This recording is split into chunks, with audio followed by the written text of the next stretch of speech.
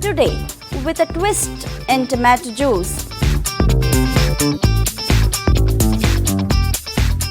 with adding some basil leaves and some chili powder to it. To begin, I have cut tomato into pieces. With this, I'm adding in few basil leaves, some sugar, some chili powder, little of salt, some lime juice and some water.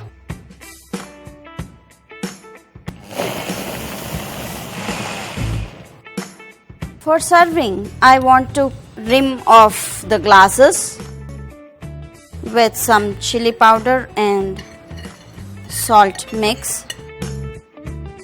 I'm just rubbing in some lime, and here the glass is ready to serve. Strain the juice.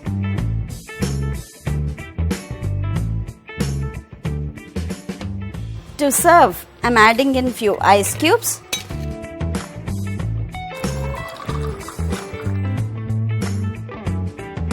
Basil leaves, ready to serve.